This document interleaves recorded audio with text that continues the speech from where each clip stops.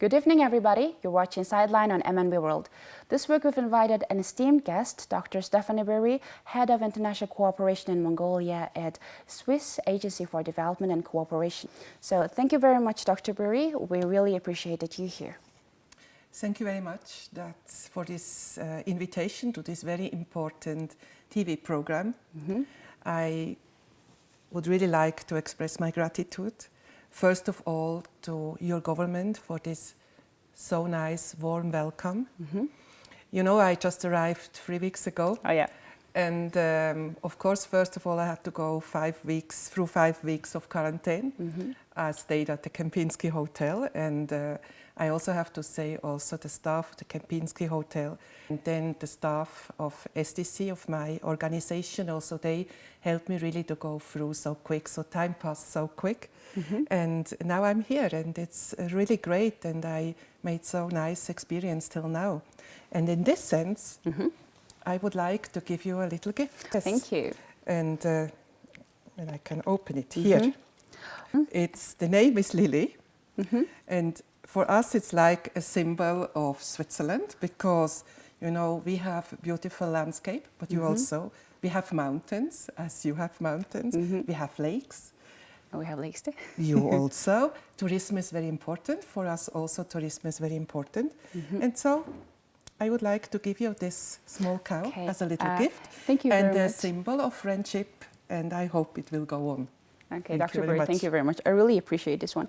And her name is Lily. Lily. Okay. Yes. So I'm going to put Lily over here. And you've held several management positions when you were working at BERN, the Swiss Agency for Development Cooperation. Yes, and also you've worked in lots of countries like Cuba, Haiti, Macedonia, and Pakistan. Can you share about the Swiss Agency for Development and Cooperation's principles and their operations? Yes. Thank you very much for this important question. I'm happy to answer it. Swiss Development Cooperation is part of our foreign ministry, and Switzerland has signed as Mongolia the Sustainable Development Goals, SDG 2030, which is also the base document, I guess, for the 2050 vision of your government. That's right. The Sustainable Development Goal 2030 is an excellent document, a commitment of all us together, how we would like to develop the world's further, which is a joint commitment for education for everyone. Everyone has to have access to health, for fight against poverty worldwide, and also for a sustainable green development. So of course Switzerland and SDC as part of the foreign ministry, all the work is based on this document. Then also for us it's very important that we are really working together with the government here with the Mongolian government, so that all our projects are linked and based on the goals and objectives of your government, so that they are really useful for your country. Of course, in the foreign ministry we also have values, for example, respect of human rights, inclusiveness, everyone has to have access to, independently about religion, ethnic relation, language, sexual orientation. Then, of course, also we have a zero corruption policy. That's for us very important. For us also free circulation of opinion is very important.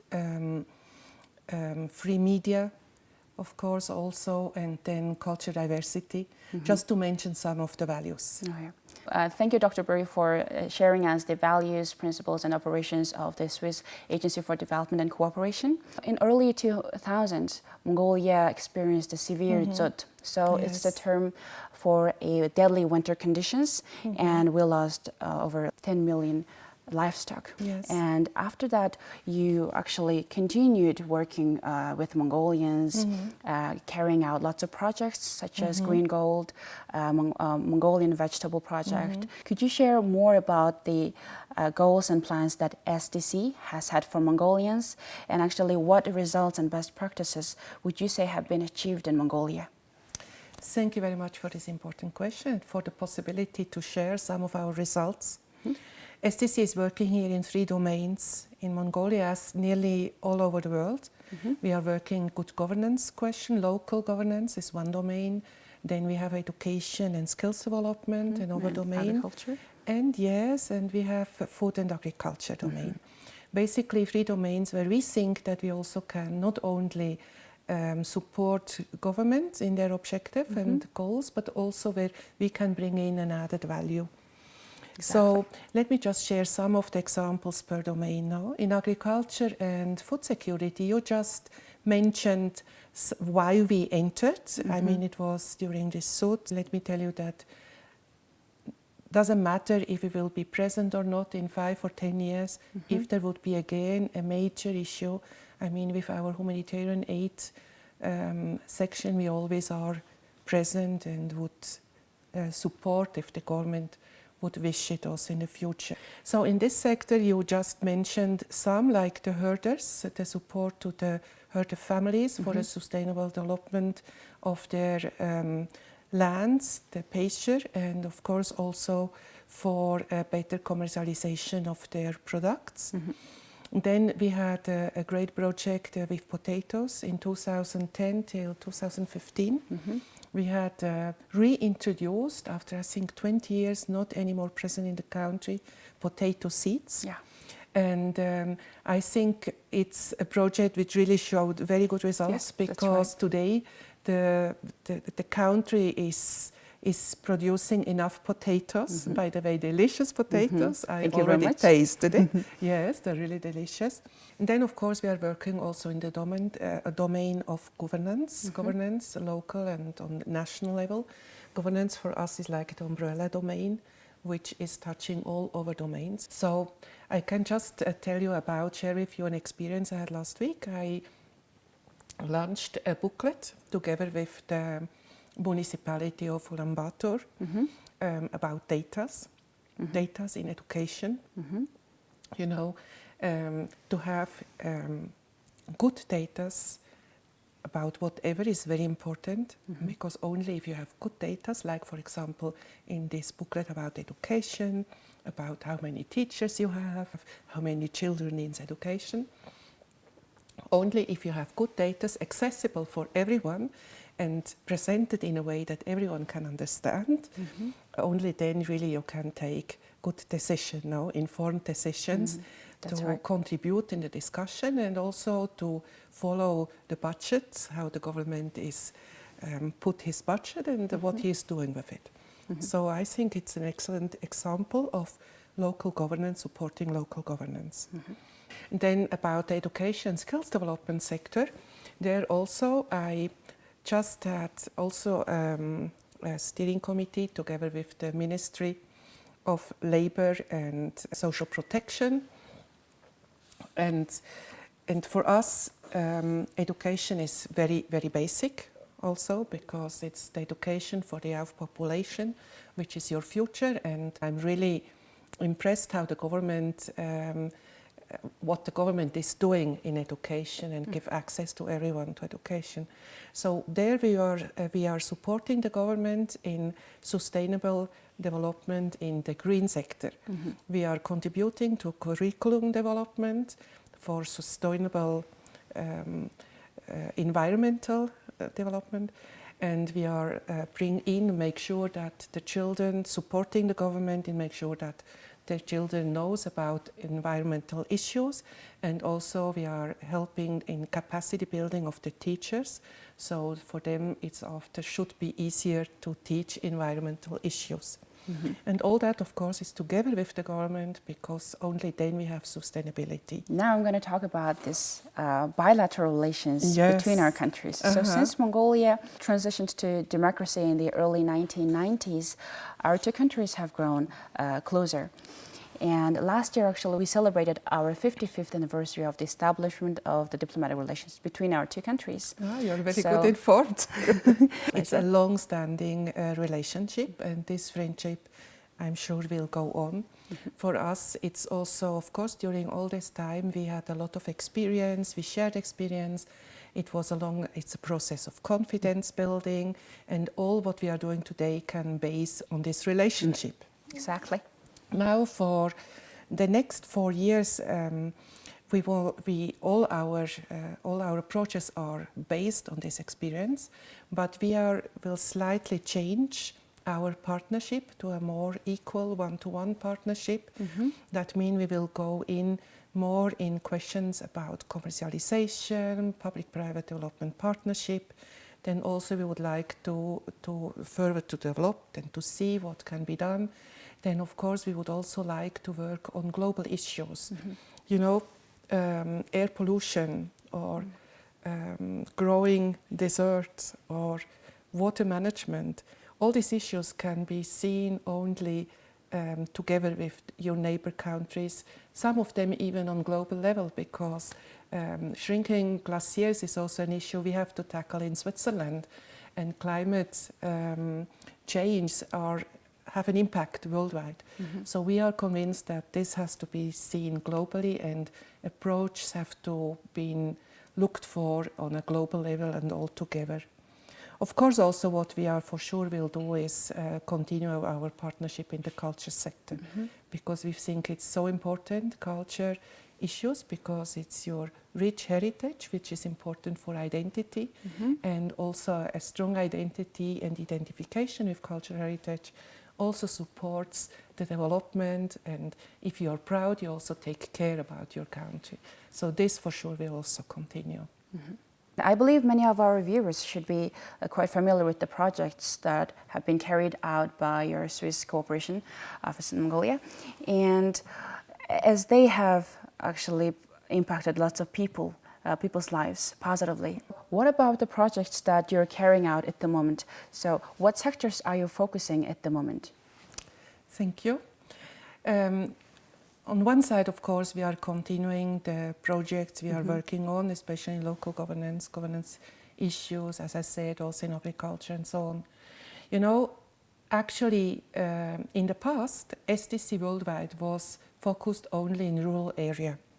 Now, in the last year, of course, we also observed that due to internal migration, the urban center, like also the capital, we see also here in UB, they're becoming much more important, because people are migrating from the rural area to the capitals. And we see also here that nearly half of the population today is living in the center. So that made us also thinking how we could support people in the cities. And that we see also here in our program here in Mongolia. So we introduced more or less recently projects regarding working on air pollution, on energy efficient building, or in waste management. So perhaps just to give 2 examples regarding waste management, for example. No? Okay. We have a project with the municipality of Ulaanbaatar to support them in the waste collection, but especially in the gears, going from family to family, to make sure that also they have a healthy way to work with their waste. No? And also for the future, we are planning to introduce new instruments in the waste collection, so that the waste collection will be more healthy and more easier for the people who have to do it. That's right. Then let me share with you another example about energy efficient building. There again, we are working, of course, with the municipality, but also with the regarding ministry. So we contributed with renovating of kindergartens here in UB. And that means that renovating in an energy efficient way. So it's, in one way, it's energy efficient building, but also it's a contribution to the health of the children. It's a contributing to the budget, because of course, if they are better built, so you need less heating, money for heating. And in the same way also is contributing to air pollution, because less heating means CO, less pollution. So I think that's a good example how we try to bring different sectors together.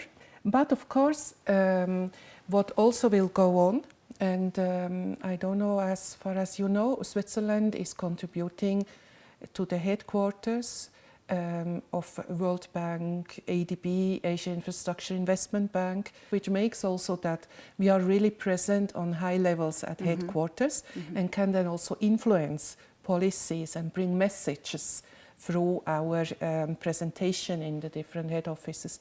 But of course also contribution to all the big UN organizations like UNDP, World Health Organization, whatever you think, Switzerland, to the Women Organization, UN Women, UNESCO and so on. FAO, very important in Rome. So we are contributing, and also in the future we are contributing.